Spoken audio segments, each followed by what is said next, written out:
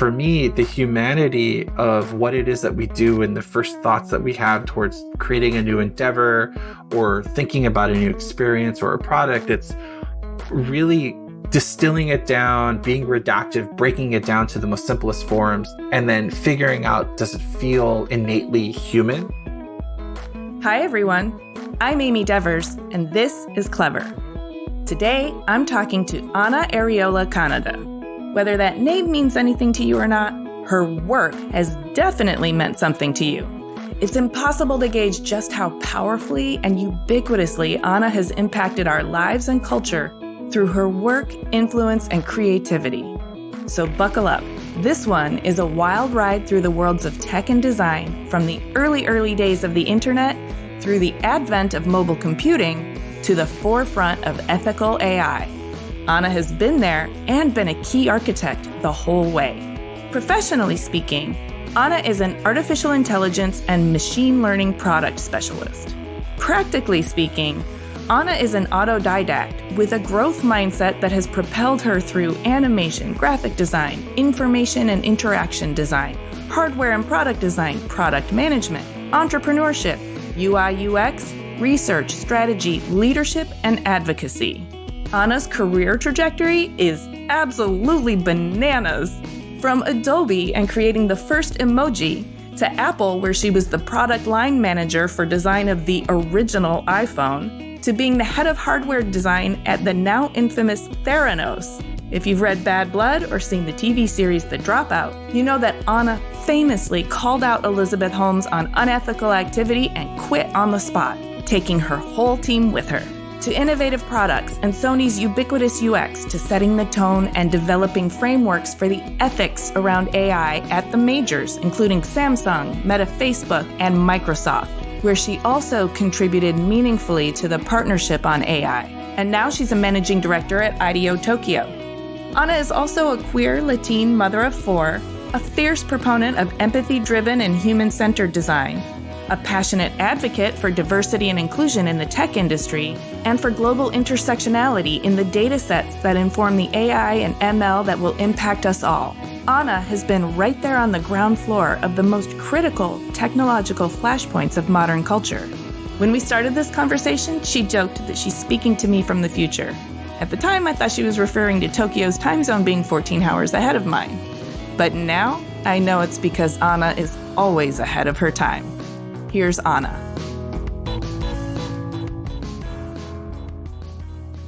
Hi, I'm Anna. My pronouns are they, them, theirs, and she, her, hers. I currently live in Tokyo, where we just moved recently, formerly a resident of Kyoto, Japan. And I'm currently the managing director of IDEO Tokyo. That's what you currently are doing, but you have done so much before now. I can't wait to hear all about it. But, I always really like to go back to the very beginning. So can you talk to me about your childhood, your family dynamic, your hometown, things that made an impression on your young, creative mind? Oh, absolutely. So I was born in Hollywood, California, raised over the Hollywood Hills in the Valley. So a Valley girl in North Hollywood. I'm a child of first-generation immigrants. I'm second-generation immigrant. My grandfather and grandmother, along with their children, undocumented, immigrated into America from Mexico. And we settled in the Los Angeles area. And so growing up in LA, as far back as I can remember, it's never been one set of a community that I found myself in. I found myself in pretty much not only the Latina community within the Mexican-American Chicana community of Los Angeles, in particular the San Fernando Valley, but also really mixed with huge swaths of Filipinas, with second, third, sometimes fourth generation Japanese Americans during that period, Jewish American, folks from the Middle East. And the Valley is very diverse. The circle of which my community was comprised of was also various different ethnicities and cultural backgrounds. And I think one of the earliest memories of something that definitely pushed me towards this direction that I find myself in now, working at the edge in the future, but grounded very presently in the impactful now, would have to go back to sixth grade. And there was a television show, this episodic soap opera for kids, and it was a cartoon. The name of it was called Robotech. And every week the episode was different. It was very like people died, which was new for kids. It's like, wow, our hero just got killed off. And oh my God. And that really sparked my interest in mechanical engineering, because they were showing things in that series that have never been done in the Western world. They were showing complex aviation mechanical drawings that were animated in explicit detail, unfolding and creating these robot forms. Wow. That later I would learn are called mecha. And later I would know that that genre is called anime, before the Western world even knew what anime was. And right. So for context, are we talking 70s, 80s? This is 1984. And so it had just come out in Japan on television, and they had got the rights and they had released it in America. And so seeing this was like, what is this genre? Like, who are these artists that are creating this amazing content? Oh, and by the way, as a kid, it's like, there's toys. Interesting. So I did a lot of self-active digging and found out where I can really dig deep into this. And that's where I ended up falling off the cliff in terms of discovery and understanding, like, that there's so many interesting things that are not in the Western media or Western culture that are coming from Japan at this period, movies and direct-to-video animations that really informed my aesthetic, really informed my fascination for the language and the culture. And so later, when I was in high school, I did an internship at a studio called Film Roman. And Film Roman was based in the Valley, and they were the animation studio that won the contract away from Klasky Chupo, that was of Rugrats fame, that originally did the first season of The Simpsons. Later, Film Roman took over The Simpsons, and I was an intern on The Simpsons, doing storyboards, cleaning up storyboards, and doing production level work for seasons 3 and 4. That's fun. Yeah, that was really neat. And that actually got me into the professional side of animation and sharing what I knew and what I'd been learning also to the animation community, where a lot of friends at that time were working at Walt Disney Feature Animation. And they secretively, I hate to say this, but like a lot of the people that were working on Beauty and the Beast and Little Mermaid, my friends at that period, had the Art of Miyazaki books in their desk. This is like 1988, 1989. No one's saying that Disney's copying Tezuka Osamu that did Kimba the White Lion, that turned into Lion King, but they were heavily influenced by it. And so, which is probably why later in our lives, they ended up buying Miyazaki Studio here at Studio Ghibli to be part of the Disney family. But anyway, just as before I was able to graduate from high school, I was also ahead in my educations because I had skipped a grade early on in elementary school. I knew that this was something I wanted to do, or at least try to do professionally. And I thought that the animation industry in Japan would be as amazing and as awesome as it was in the Western world and still is in the Western world. So I ended up packing up my stuff by myself and moving out to Japan. And that started a 35-year journey of going back and forth. I do want to go back to your youthful years because you skipped a grade. We didn't really talk about that, but it sounds like you were incredibly, let's say, ambitious with learning from a very young age. Does that ring true? I was ambitious with regards to the sciences and from the liberal arts perspective back in elementary school. Like, I was struggling with things that later in life, after having my own children, that I realized that are now superpowers, but were challenges for me. So like, I have 4 kids. The oldest and my middle child were tested when they were in elementary school in San Francisco, and they were diagnosed with dyslexia and dysgraphia, which is hereditary. And that meant that I also struggled with dyslexia and dysgraphia way early on, before it was ever diagnosable, before probably even had a name for it. And I found through life and pushing and perseverance that I was able to create coping mechanisms and solutions that would help me solve some of the focus and some of the understanding and learning how to learn in different ways that fit my brain. Wow. And so that's a little bit of a background as it relates to, skipping that grade. Well, I think dyslexia and dysgraphia are superpowers, but then also the coping mechanisms and your ability to sort of adapt and find your way to learn in the way that you needed to learn also sounds like a superpower. And your home dynamic, are you getting support from your parents, and are they feeling the creativity of you becoming something that you might want to pursue? Yeah. So I remember my parents being immigrants, they were like all in, working and doing everything they could to provide for myself. I was an only child. I do have a stepsister, but we're very far apart in age, and I really consider myself still to be an only child.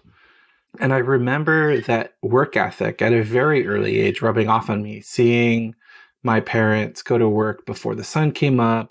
And then later, when I was in elementary school, my father and mother decided to go into a small business. They went into becoming a purveyor of really high-end meats, like a high-end butchery and produce, a small little corner. It was like a high-end bodega, but they really focus on the quality and the heritage of the meats in the local LA area. That unfortunately caused me to be dragged into the family business at a very early age. And so I remember building that work ethic. Later in life, I would have to go through many years of therapy to undo that work ethic of working through holidays and, working late into the night. But that definitely paid its dividends. It paid its way forward to get me to where I am today, and that drive and the fire that now we call hustle in an entrepreneurial context, that really just, you turn it into a game. You find ways to not make it monotonous and not make it like a grind, but like to gamify it. And that's one of the biggest takeaways. And my parents were loving. They saw that I had curiosity and fascination into things that they didn't understand. Like I remember I talked about when I discovered that series, which is called Macross, by the way, now known as Robotech in America. They took me to a conference, and they had these like pop-up conferences where they would show like the movies and the videos in Japanese with no subtitles, and conference hall to sell stuff. And I remember my father telling me later that he felt really weird taking me to this conference because it was unusual and unlike anything that he had ever been to. And, and he had gone to some conferences, like he was a coin collector and this and that. So he knew a little bit about kind of subculture, nerd culture. Mm-hmm. Later in life, my oldest was really into My Little Pony, and they wanted to go to a My Little Pony conference that was also AKA pseudo sort of a furries gathering. And so when I took them to the conference, I felt like my parents, actually. I was like, whoa. This is how my parents must have felt when they took me to my first Japanese animation conference. I gotta be cool with this. I gotta be okay with it. I'm a mom. I'm supporting my child that loves this genre. So yeah. So it was a good childhood. I definitely was loved. It sounds like it. It also sounds like you had sort of a variety of experiences. You had taken us through your interest in animation or anime and your move to Japan, all right, where's the bravery come from? When I was in high school, and again, I was into anime. Again, people didn't know what it was, and I'd bring these magazines that were all in Japanese. People would try to like pick on me, bully me, but I was able to defend myself, protect myself. And I think that from an early age, my instinct was telling me, if you love something, go all in and follow it till you have a constant full stream of it that you could satiate yourself from. And that might be a store where, you could buy the stuff from, or finding out a particular artist that might have storyboarded or technically directed a thing, a TV show or a movie, to learn about it. And I think it was that deep diving, which is also one of my coping mechanisms early on, which is if I wanted to learn or get proficient at a given subject, I would have to go very, very deep. And I'd have to go deep in a way where I just couldn't be book smart. I had to like find my own means to figure out what was the topic, what was the subject that was being taught to me, how did I comprehend it in a way where I could do recall, because otherwise I'd just forget it. Mm-hmm. And I think that, combined with being part of the family business and learning about that side of entrepreneurship and what it means to like always, take care of the community that gives their time to be part of your business, to taking care of your loved ones. And, being Mexican American, my family had always had the saying, blood is thicker than anything. And then being able to take care of your family and then later in life, your chosen family, your friends and loved ones. Mm-hmm. Yeah. So that to me, I think was part of the early, when the flame was lit for that. Thank you for giving me so much detail around your childhood. It's always so helpful to help me understand all of the ways that you've evolved into being who you are now. So take us to Japan. What did you pivot to, and what survival skills were kicking in for you at that time? So during that period, I had a friend of mine who was 2 years senior from high school that was also living in Japan, which is one of the strengths that gave me at least know that I would probably be okay by moving here, because I had a network. And I ended up moving with him to the Japan seaside town known as Kanazawa, Ishikawa Prefecture, Kanazawa. And it's now known as the sister city of Kyoto. And at that point, when I moved there were only 5 foreigners that were living in the entire city. And I was one of them. 5. Whoa. Yeah, this is in 1990. Like, there were not a lot of foreigners living in Japan per se. Okay. And he was a former aspiring art center high school grad that ended up also moving to Japan and just ended up starting his own design agency. And I worked with him there to sort of get that off the ground, doing early on brand and visual graphic design that later in life I would pick up and move forward into a profession, a discipline called information design that now pretty much we would say is interaction design. Yeah. That's how I made that pivot. And I made the pivot because I knew that animation wasn't going to be sustaining. I did try one last time a little bit later. So I ended up working for a Japanese animation company here called Animego that was doing subtitles for legitimate animation distribution with acquired rights in the Western world. And it was there that I came across an opportunity to go to work for Wired Magazine Japan. And it was at Wired Magazine. So at this point, we were using Macintosh's Quadra 850 AVs to do a lot of the homebrew digital subtitling for the animation work. And I learned a lot more about platform, especially the Apple platform and the software solutions that were available then, even some basic hackery. And that led me into getting a role into the development and design of modern software at Wired, which was publishing a series of CD-ROM titles that they had acquired from the UK by an artist called Dorling Kindersley. And these titles were being culturally localized. So I got to learn a lot about ethnography and cultural localization that we would call design anthropology these days. And while I was doing that at Wired, we were launching the first few issues of Wired Japan before Condé Nast ever owned it. And that got me connected in the industry as a whole and learning a lot more about how to go to press at scale with a lot of the publishing industry. And it was through that experience and knowing that taking these CD-ROM titles and the interactivity that there was a whole industry here and there was going to be a portfolio of software by big companies that were going to be building these experiences. And that led me eventually leaving Wired and going to work for Macromedia Japan as one of the founding members of Macromedia. And for those that don't know who Macromedia is, Macromedia was an acquired company by Adobe, but long before the acquisition took place, it was a company that really created interaction design. It created CD-ROMs, interactive DVDs. It created web medium that was called Director, that eventually evolved into a product called Flash that for many decades was a predominant animation interactive media choice for many on the internet. Wow. So as the internet is growing up around you, you're right there building it.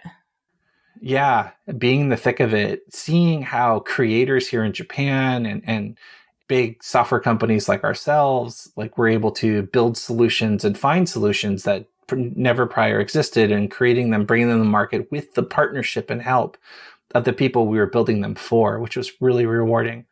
What was the the reward for you? Was it satisfying your curiosity? Was it the people you were working with? Was it putting your problem solving skills to work, or was it all of it?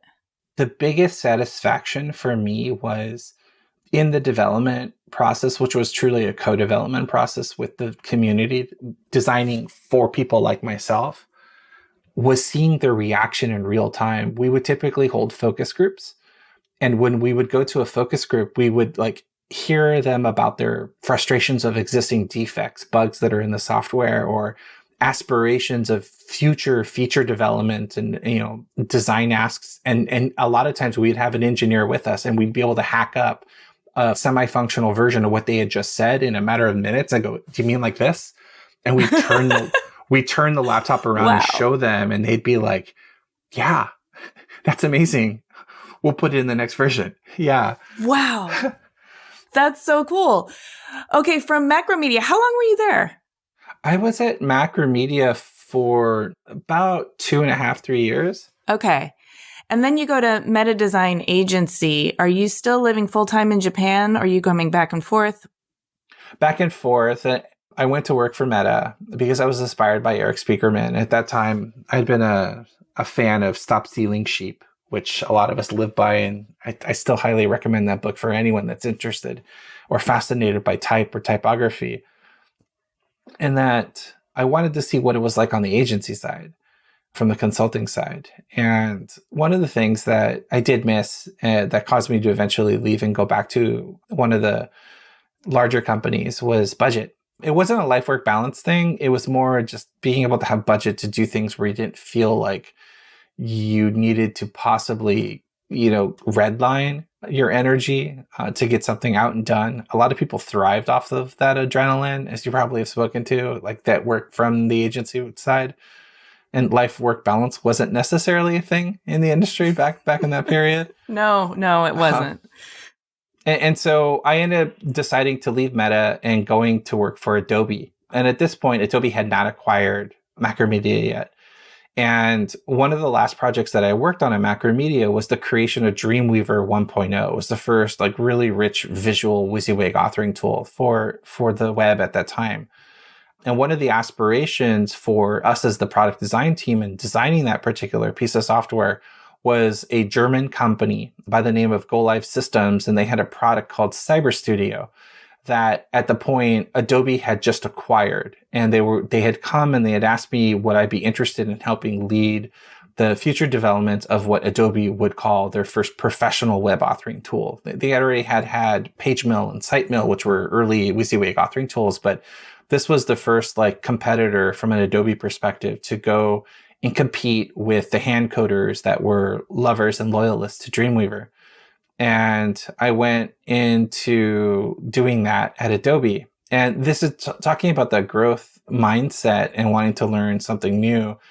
At this point, I moved from actually doing product design into product management and learning about the business side, really sort of grassrooting my own first MBA of how do you build and research and understand the total addressable market for the needs of a given multi-million-dollar investment, and not knowing you're going to reap those rewards until you start selling it. So that was really fun. I didn't think that I'd be so excited about business until I had moved to Adobe and moved into this new role. What do you think did excite you? Was it a little bit like you were adding more parameters to your creative project? At that time, I don't think we used this word, but it's definitely a buzzword these days. It was like defining and understanding that there are metrics, these floating data points that are above everything in the world, that if you can quantify and classify and bring into visibility, you then can tie them to justification of why something should be funded or why something should be built or why someone needs something that isn't in existence yet. And I think that part of the research and development, along with the stuff that I talked about during Macromedia, which was the co-creation, the focus groups, and building these experiences, I found so fascinating in that aspect of my time at Adobe. Getting those data points, is that also an extension of design anthropology? It is now, yeah, absolutely. And I think that from an Adobe perspective, they deeply cared about the markets that they were operating in and the languages that they had their software available. And it wasn't just forcing a function of here's a Western feature set that happens to have a GUI string of German or Japanese. It was more like, what specific features can we add that are unique to this market?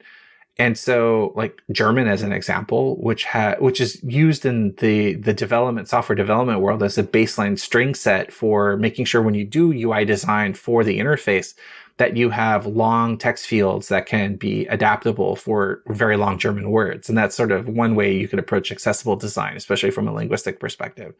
And then from a Japanese perspective, which was an emerging market at that time, and they knew, well, Adobe knew, and the world was coming to know that it wasn't necessarily about interactivity anymore. It was about mobile computing. It was going to be about mobile experiences.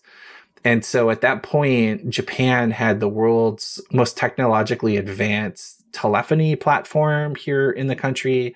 They also had the most advanced phones. So they were doing 3G video conferencing built into their phones. And they had an interactive platform called iMode that was based in compact HTML. And no one had a solution for authoring this except for hand coding. And it was one of my aha moments. I was like, what if we built a GUI system for this? Emoji came from iMode, by the way. So like we have emoji because of what Docomo did and how Docomo created emoji, which is what the word originated from iMode platform. Wow. And so I created the world's first professional emoji palette that allowed you to have a visual representation of all the available emoji at that time. And you would be able to click it and insert the code, the syntax into your source code. So when you're building a CHTML page, you would have a richer experience than just text and hyperlinks. And this caught on in Europe. And that led to the adoption of emoji in Europe and the evolution of the Nokia Series 60 platform of devices and Sony Ericsson platform that became the predecessor to what eventually would become mobile compute and got Apple very interested in the space during that period. And there is a transition to Apple. What made that happen for you? So while at Adobe, I was part of a 2-group team that was looking into how could we strengthen and secure Adobe's position in the future of authoring, especially for pervasive computing and mobile. And there were 2 camps. I was part of a camp that was focused on open source because we believe that the open source approach to co-development of features and roadmaps was better than a closed proprietary system.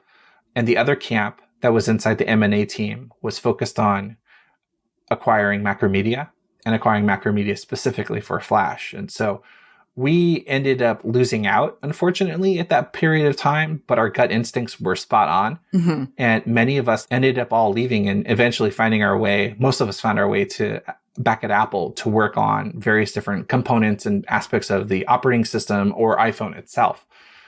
And so that's basically how I came to know One Infinite Loop in Cupertino, or as I like to say, Supertino. Where Apple's based, and got to be part of an amazing multitude of projects and got to know some amazing, wonderfully beautiful, creative people that some are still there. Some have gone off and done other things. So that was my journey into Apple. You had a smile on your face when you were talking about the wonderful people that you worked with at Apple. Was that a really good time in your life? It was. It was also a very hard time. Like a lot of us worked really, probably some of the hardest that we've ever worked in our career because we were so passionate about what we were doing. And we were also trying to please Steve and the other executives that were supporting us in our endeavor. But it was also a time of incredible growth, learning about graphics compute technologies and hardware acceleration and bringing typography and smooth animations into the fold, which was the particular project that I was working on. It was a fusion of like digital graphics animations with operating system development with tactile human interaction output. And so the platform aspect of the iPhone that I helped create with my team was called Cassoulet. And it was a combination of a technology we created called core animation combined with what you all know as Safari, which is the WebKit engine that really brought UIKit into a modern context. And UIKit is still used. A lot of those technologies of fluidity, high frame rate, very yummy in and out interaction snippets are still used today in the Apple Vision Pro. UIKit is living very strong inside of that. I'm not in the tech world, so you're speaking another language to me, but I find it so intoxicating. But at the same time, I'm really struck by just how much your work has filtered out into society and affected me, everyone, so fundamentally. I mean, that's pretty exciting. Hindsight, right? So yeah. A couple things that we worked on, we didn't know would have this level of a societal impact. Yeah. A lot of us have talked about this that were part of the old team. It's like we never knew that our mobile phones would create autonomy and connectivity and opportunity in the ways that it has become. But at the same time, it's also, from an ethical perspective, one of our issues in our lives. Like the mobile phone has caused an attack on human cognition with the notifications. And now that's being addressed in a lot of the more modern instances of Android and iPhone. But we had no idea. All we were really striving for was like, I want to be able to pull my phone out. And it's what we tested against is, can I read the New York Times in my pocket? Wow. So were you still at Apple when I know you were on the original iPhone design team, but were you still there when it launched? I had just left when it launched. I was in the crowd with my team at Moscone when Steve pulled it out of his pocket. Wow. And so I got to celebrate with everyone. But I was on another endeavor. Do you want to tell me about that? Oh, yeah. That person I worked with is now in jail. Some of you may have watched the Disney Plus television series called The Dropout, and I believe there's still a movie coming out soon from Apple's studios based on the book Bad Blood. But I was at Theranos, and I left Apple just before the iPhone came out, along with a handful of dear friends and colleagues to join a biotech startup that was set to disrupt the clinical testing industry, which was billions of dollars and still is hundreds of billions of dollars. And at the same time, build a path forward for what then was known as medicine 2.0, the future of healthcare, especially personalized healthcare and private healthcare from the comfort of your own home. And I had a fateful discussion with one of my friends who was on the board at Theranos, Avi Tavanian, and he had asked if it would be of interest for me to work on something where I could again grow, learn to lead industrial design, mechanical, electrical engineering, along with operating system experiences. And I decided to learn a little bit more. So I had a meeting with Elizabeth, and that very first meeting, we were in Palo Alto, and she's done a lot of harm to the world, but she's pretty genuine in terms of her energy. And that energy, the closest thing I could say, it's the reality distortion field that Steve created. And I think a lot of entrepreneurs have to have, having founded my own hardware startups, those that are entrepreneurial in nature have to create that field of energy. I won't call it a reality distortion field because that's bad. It can be bad. It could cause you to not see the truth.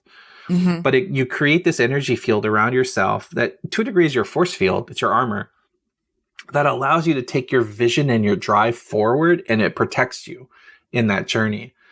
And Elizabeth had that energy, had that enthusiasm, had that drive. And at that time, the way she had described her own upbringing, having gone and lived in China to study Chinese and learning about nanofluidics and the medical engineering sciences, I thought was super fascinating. I saw a lot of myself in her. And the rest is history. We kind of know what happened, and it's well documented in the New York Times bestselling book as well as on television. Soon maybe a movie as well. Yes. Okay. So we know what happened 4 months after starting there with your team. You realized that shady, unethical shit was going down. And People were dying. Yeah. that's awful. Like fourth stage oncology patients, University of Tennessee. Yeah, Ugh. it was pretty gnarly.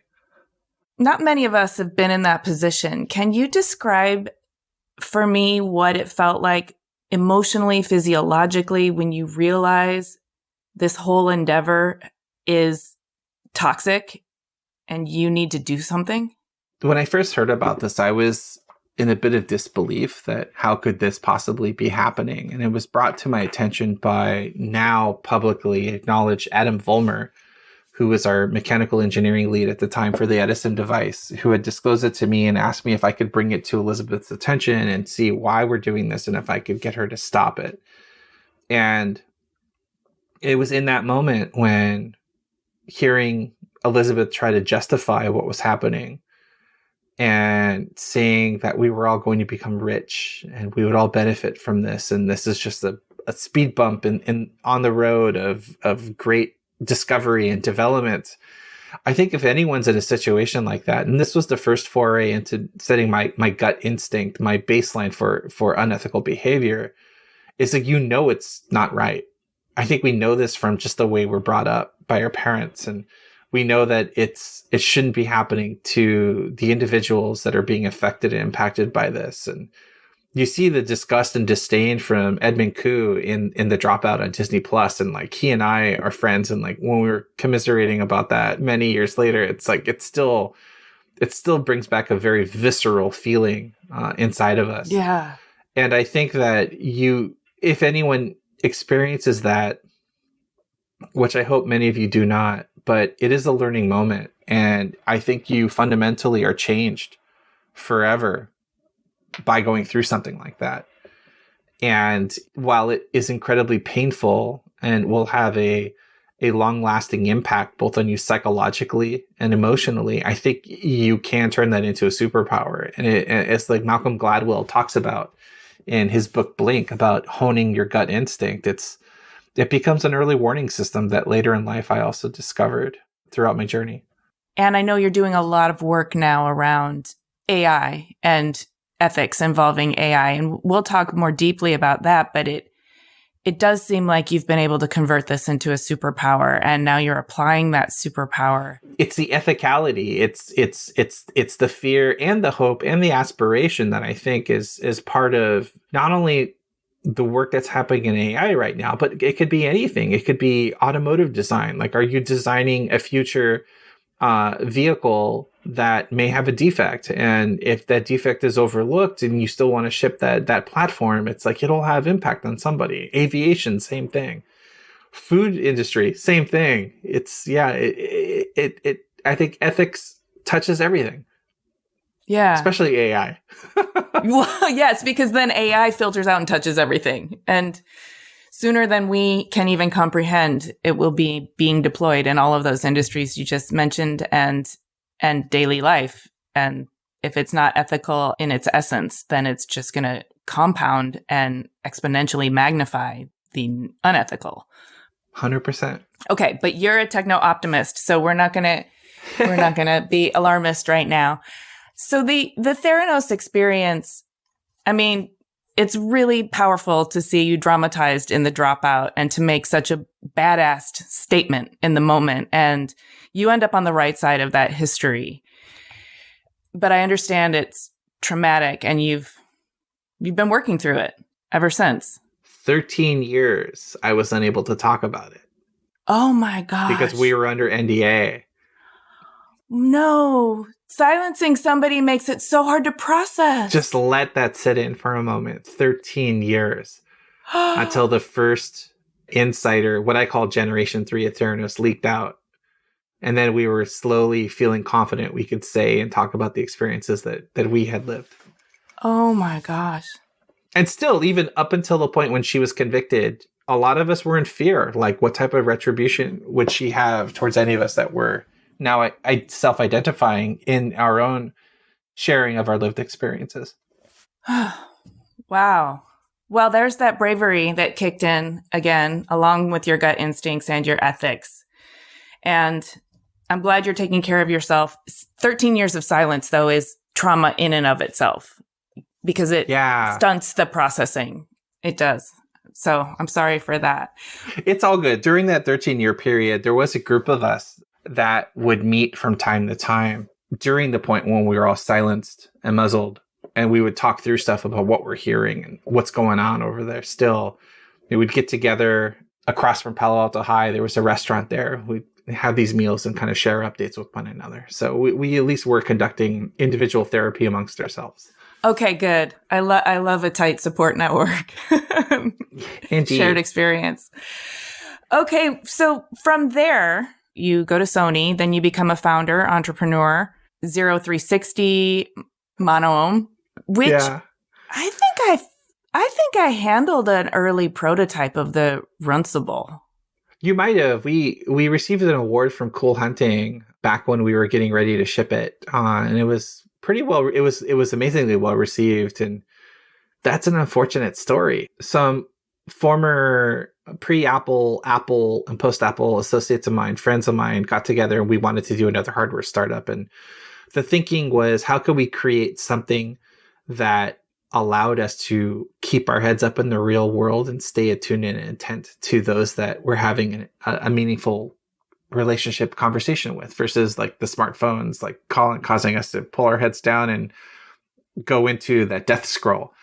And we had some amazing backers for this particular piece of hardware. And there's photos on my LinkedIn profile if anyone wants to see, in the main headers there. But it's like this beautiful, it's like the size of a compact, and it feels like a river stone. And it was an heirloom electronic, and it had natural material for the outer housing. We were using woods and metals and ceramic outer housing. It had the state-of-the-art Sony image sensor that was in the iPhone at the time was inside the camera, and it had this delightful round user experience that you literally physically would rotate the device in a circular motion that would allow you to zoom in and zoom out on photographs and use the circular interaction to scroll throughout the operating system. Wow. For the device. But unfortunately, it was ahead of its time. We were ready to go to market with it. We had the backing and funding from KDDI-AU here in Japan that was going to be part of their design series line, of which they'd worked previously with Mark Newsom on the original Talby Talk line, and then Naoto Fukasawa on the Infobar. And we were going to be the third phone in that platform. And I was super honored that what we had created was going to be part of that portfolio, especially being a fan of Japan. And Google was in the midst of getting ready to release their original Wear OS for the Android platform. And they were going to introduce a watch, and they saw us releasing a phone with a round display. And we had made a decision during the development process to move away because of a technical difficulty using Firefox operating system to use Android open source, which is Android core base, but not the full Android stack that you would find in a Pixel that has access to the Play Store, because there's obligations you have to agree to use Maps and Play and all the other additional Android apps. We were going to build a lot of those applications ourselves. And when Google found out about that, because they were getting ready to announce Wear, they asked us if we would switch to Wear versus Android open source.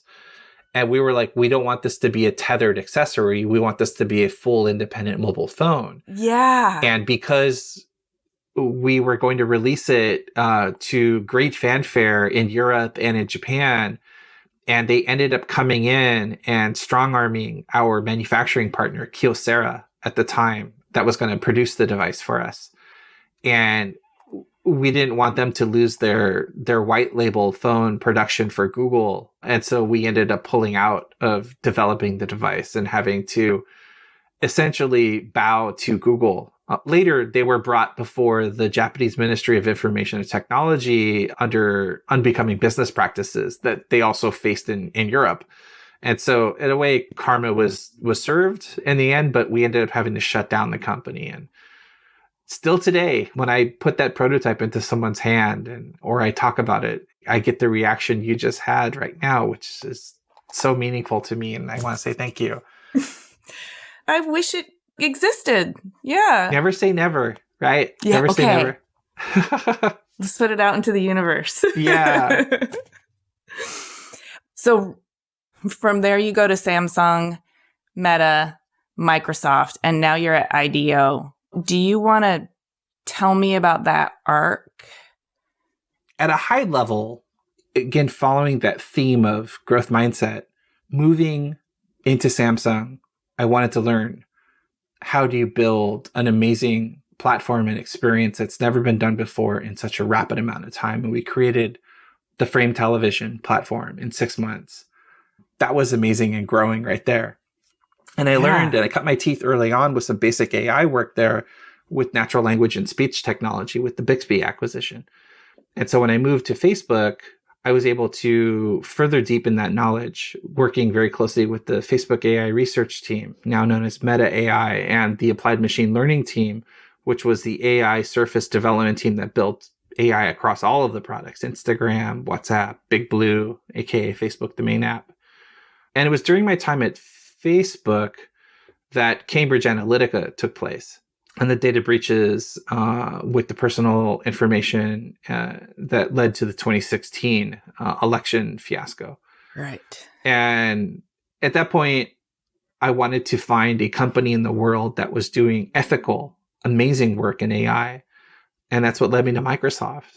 And honestly, like my time at Microsoft and getting to see and understand how Satya works and the leadership team there. And it was such a growing and amazing period of my experience. I recently gave a talk here with the president of Figma Japan. And one of the questions that was asked to me, like, if I could name the most favorite company I've ever worked for and why, and I couldn't just name one, I named a couple and I put them in order. And I put Sony as being the first, before Microsoft actually. And Microsoft being number 2 and Apple being 3. And I mean, the reason why I put Sony first is that they're truly craftspeople and they care about design and execution. You can see that in the new Honda Sony collaboration car. And Microsoft would be number 1 because they do amazing work with Surface and the operating system and everything that they do. But I put Microsoft number 2, which is a very low number 1, because I really love the culture and I love the community and I love the ethicality of how everyone operates. They truly bring to heart the values that represent Microsoft, and Satya asks everyone to espouse those particular values. And I honestly would still be at Microsoft if it wasn't for, during COVID, moving to Japan and then working kind of bonker hours, 3:30 in the morning until 12 noon. And oh man, after having played a role in the birth of my son, my littlest son, and coming back off of maternity leave, I was like, I maybe want to find something local. Yeah. And so that's why I find myself today at IDEO. And a little bit bittersweet story there. It's the right place at the wrong time, per se. It's like there was a global decision that was made to shut down IDEO Tokyo, which has a beautiful heritage all the way going back to Naoto Fukusawa, who was the original creator of IDEO Tokyo. Oh. We're shutting down the studio here and we're moving a lot of that work over to North America. But that's also opened up the next chapter. It's like, what and how might I and the team that I'll be working with find a way to uplift Japanese entrepreneurs and craftspeople and designers here and help them become more known at a greater scale? Because a lot of the times these individuals that are making these objects or these experiences don't speak English and haven't had the ability to share their journey and to share their experiences with the Western world. And that's something that I'm going to take a lot of heart in with the team that I'm building what will come in 2024 with. And I'm looking forward to sharing that with the rest of the world. So in terms of your creative process, I'll give you sort of a multiple choice and you can talk about which one you want to go into in detail. I know that you have said that you start your creative projects with a kind of ethnography or design anthropology, and that all your work is grounded in humanity and empathy. And I love that. But what does that mean for you? Like, what is the starting point for you? Yeah, let's unpack that. Let me talk a little bit about why now is so important, especially in the age of AI. So as we just discussed before IDEO, while I was at Microsoft, I was shipping artificial intelligence and really working on building the future of computing as a service for Gen Z and the Alpha generation. This is really critical because they are the future. Yeah. They're the ones that are going to take society and take our planet forward. And their demands and expectations are very different than ours. Like, they believe in a world where experiences are literally going to be play, pause, and resume on a magnitude of surfaces. In some cases, not even having a surface. It's ambient computing. It's spoken. Think the movie Her, right? Mm-hmm. Which is why I find what I will be doing in 2024 so exciting. It's like building upon that and having been hands-on, working and leading so often in my career from the edge for the past 29 plus years, shipping experiences that are beloved around the world. It's being able to talk to individuals with wide-ranging backgrounds and disciplines, whether it's machine learning and research to chip design, to mechanical software and hardware engineering, to design anthropology, to product design, to industrial design and CMF, and pull that all together and be able to help consult with and help promote others that are doing this work in the form of almost like a platform whisperer. Like, I really truly feel that is a superpower of mine. That's a good name for it. That aspiration is to guide and explore and build and ship and measure these experiences and these products and future services that really fundamentally drive behavioral change throughout the world. And that's, if I come back to my grounding principles, human, simple, and authentic. For me, the humanity of what it is that we do and the first thoughts that we have towards creating a new endeavor or thinking about a new experience or a product, it's really distilling it down, being redactive, breaking it down to the most simplest forms, to that, like, even less than an MVP, and then figuring out, does it feel innately human? And I always use the analogy of designing tableware, a spoon. A spoon is one of the simplest, most beautiful crafted objects in the world to me, because it's incredibly intimate. It's something you sustain yourself with, and you put it into your body and you feel safe as you eat with the spoon. And then from a simplistic perspective, it's like being redactive and getting it down to just what matters. And you can always be additive to it, but that redaction is really critical. And then being authentic. And I think having a unique point of view and being strong and convicted with that point of view, I think is a superpower that many people need to learn. Mm-hmm. And it doesn't mean to say that every idea you have will be original, especially now with AI and Gen AI.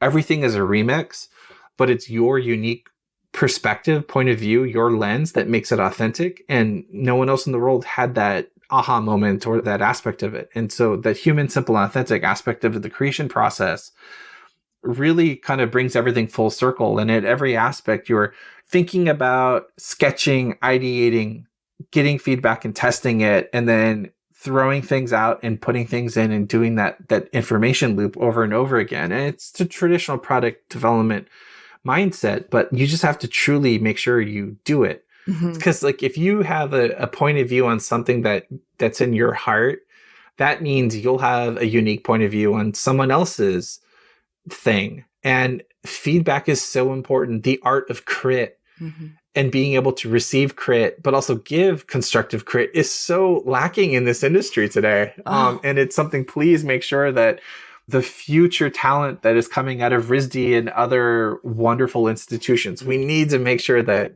authenticity, point of view, and the culture and the science of crit is so important.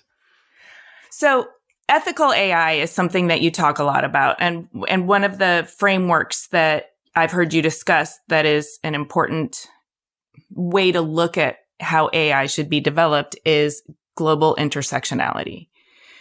Can you unpack that a little bit? And in doing so, can you also help us understand why it is that you're a techno-optimist? First and foremost, intersectionality. So often, especially in technology companies, they love to use the term and they love to talk about inclusivity or accessibility. And in the aspects of doing so, we're doing such a disservice to so many other populations and so many other people.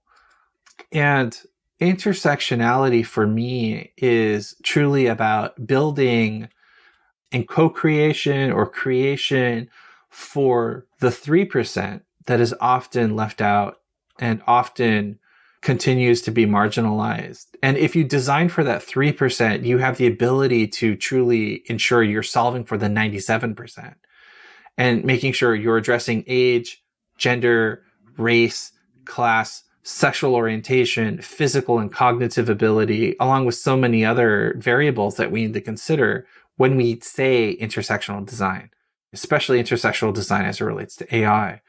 Because so much of the training sets that have been created academically and institutionally in the current big companies are based on models that are not inclusive, that are based on the past. And that's why I love the work that Microsoft is doing, along with OpenAI and some of the other companies. In particular, partnership on AI has a great foundation where when they're thinking about building toward a future of AGI, artificial general intelligence, they're taking into consideration and making sure they're solving for the existing models and data sets that are there, that they truly are fair, that they are reliable, that they do take into consideration privacy and security and intellectual property rights, that they are intersectional and inclusive, and ideally they are transparent, they're open, and the data sets themselves can be reviewed and peer reviewed and provide feedback and be better for it. And that at the end of the day, there's also accountability for the data sets that are being used. And that if someone should use something that may cause ill harm for a community or a population, that quick accountability can be taken and it can be rendered in a way that it can be fixed very fast. Mm-hmm. Mm-hmm. And so for me, the aspect of responsible and ethical AI is so important because it's not just about the hard technical aspects of these experiences and the technologies that are being built, but it's also about a lot of the liberal arts and the sciences that have to be considered. And so anyone that's working in AI today, whether you're an engineer, whether you're a product manager, whether you're a designer, you've got to know more than just about design or engineering or business. You have to think about psychology that's going into the platform you're building. You have to think about the various different modern technologies of computer science. You have to think about the physics and the engineering and the biology, and most importantly, the liberal arts aspect. Because like the way you're going to interact with these future technologies is written now, spoken in the future, and how we write and how we speak and how we give our whole self into these machines is going to be what will come out as a byproduct of that. And if you don't know liberal arts, if you don't know how to be a critical thinker, if you don't know how to speak well or write well in many languages and many cultures, it could create an output that could be harmful toward a given said population. And then also, as an engineer or a product manager or a designer, you have to also learn each other's disciplines.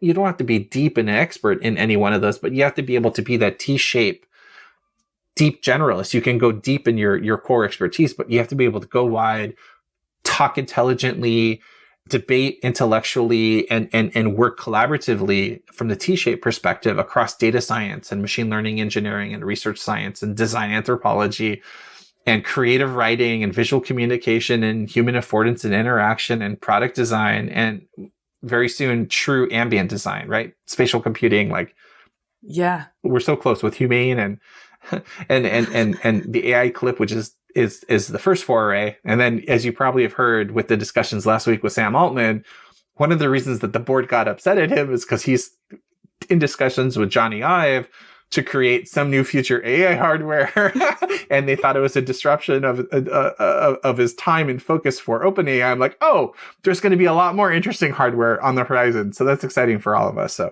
yeah, that's why I think intersectional design is so important right now in this era of artificial intelligence and artificial general intelligence. How do we all demand that as people who aren't in the tech sector, who aren't actually building these products? Everything we just discussed, especially where we find ourselves today with AI and AGI, is that it's moving so fast that it's going to require a lot of heavy emotional lifting from all of us to continually stay up to date with the latest and question with what is coming out. and work with one another to rally, to raise visibility towards things that we feel is not appropriate or safe for humanity as a whole.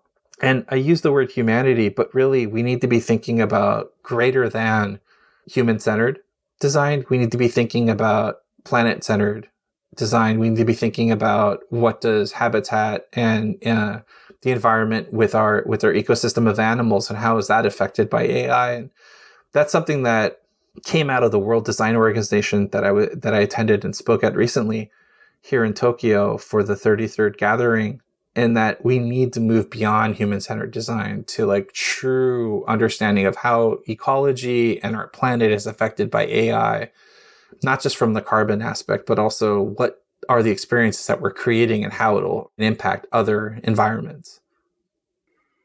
Amen. And in particular, AI, how AI used to optimize fishing and the fisheries around the world. Like, that's just one example that I know that there are some brilliant minds here in Japan that are thinking about that, how to do it sustainably, effectively, and also help promote the furthering of the fisheries that exist and making sure that populations don't dwindle. And you could say that could be applied for very many different species on our planet, along with the climate conditions that we're facing right now. So that gets exciting. I can see your optimism there. A lot of work that's happening. Yeah. Man, thank you so much for this. I feel like completely enriched and enlightened, and I'm so grateful for this conversation. It's been really, really awesome. Thank you. Likewise. Hey, thanks so much for listening. For a transcript of this episode and more about Anna, including links, images of her work, and a bonus Q&A, head to cleverpodcast.com. If you like Clever, we could really use your support. Share Clever with your friends, leave us a 5-star rating or a kind review, support our sponsors, and hit the follow or subscribe button in your podcast app so that our new episodes will turn up in your feed. We love to hear from you on LinkedIn, Instagram, and X. You can find us at Clever Podcast, and you can find me at Amy Devers. Please stay tuned for upcoming announcements and bonus content. You can subscribe to our newsletter at cleverpodcast.com to make sure you don't miss a thing. Clever is hosted and produced by me, Amy Devers, with editing by Mark Zurowinski, production assistance from Ilana Nevins and Anushka Stefan, and music by L1011. Clever is a proud member of the Surround Podcast Network. Visit surroundpodcasts.com to discover more of the architecture and design industry's premier shows.